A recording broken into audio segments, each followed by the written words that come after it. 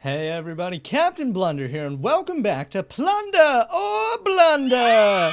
This show is going to have a little fun today and go through an event that I forgot existed, which is the training events through various factions. Today is the Empire training event.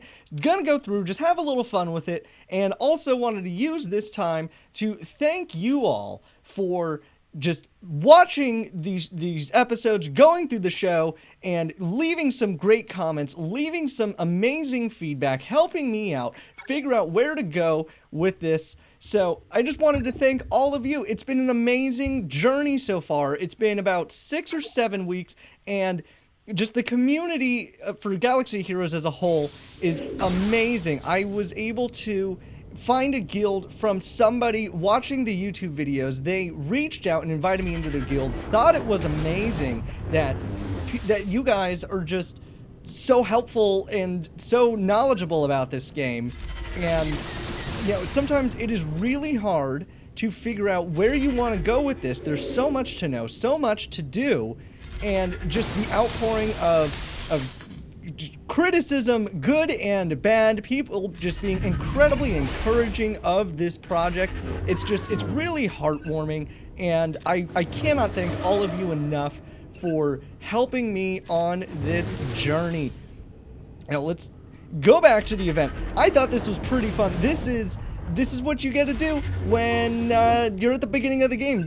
The game lets you go through these pretty easy events, trying out the characters at Gear 11. This is a pretty fun squad. We got Grand Admiral Thrawn and Emperor Palpatine, Darth Vader, TIE Fighter Pilot, and Shore Trooper. Shore Trooper, I would argue, is one of the best tanks in the game.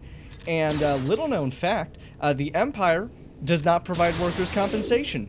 They don't. You get shot on the job, you're expected to return to your post tomorrow. It's a little weird. If you ask me, you would think that a Grand Empire of the Galaxy would have like amazing benefits. You would imagine that's why people want to join the Empire, but no, they don't have any benefits.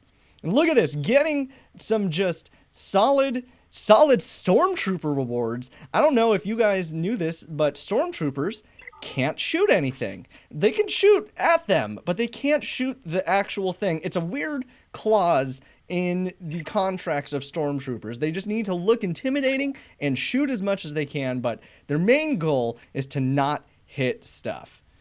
Also, little known fact about Grand Admiral Thrawn, he's not actually blue, he is gray, but he glows blue when rebels are near.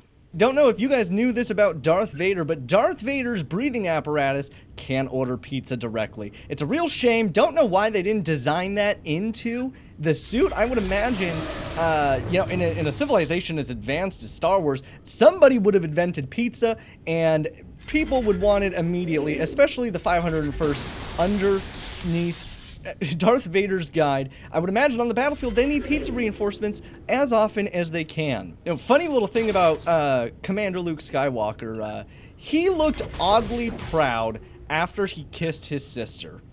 Very strange. Whether he knew or not, he seemed to know later in episode 6 immediately that Leia's his sister. Don't know why he didn't have that intuition before. It's a little odd.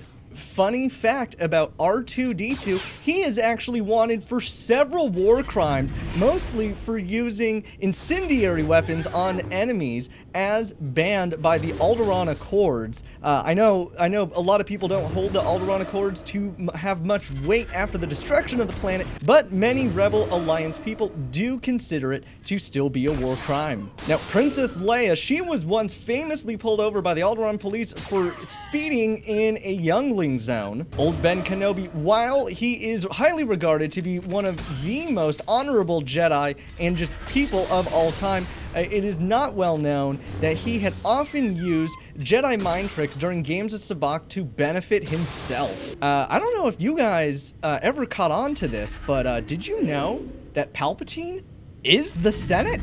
Now, oddly enough, a TIE Fighter pilot's lifespan is measured in parsecs. Who would have known? It's a unit of measurement not often used. It's used for ships flying through large quantities of space and for the pilots themselves. Han Solo, while a very cool character, has a pretty interesting backstory. I thought it was a little weird that they decided his last name was taken by a brand of cups. Who would have thought? Han Solo Cup Party. And another odd fact about Emperor Palpatine, his story arc is about as fluid as an episode of Doctor Who. While most people regard Emperor Palpatine as being the ultimate mastermind of the destruction and fall of the Galactic Republic, it's little known that the true mastermind was in fact Bib Fortuna. Bib Fortuna, while he is Jabba the Hutt's right-hand man and go-to guy, yeah, he secretly was plotting to take over the universe and used Emperor Palpatine as a puppet. It was a very, very strange arc. Anakin Skywalker hates sand. And by contrast, Darth Vader actually hates sand even more, because now that he's in his robo suit, when that sand gets inside the suit, it just never gets out. It's just in there, it's just coarse and grainy and irritating, and it gets everywhere. Spoiler alert, Padme Amidala dies of big sad. Darth Maul had spider legs for a period, and I think we should address the fact that he put on robot bird legs instead, and those are not nearly as cool as spider legs. Alright everybody, that is just going to be it with this last hit on Old Ben. Nope, this is the last hit. Here he goes. With Old Ben down, this is it. We're going to look for episodes coming up ahead.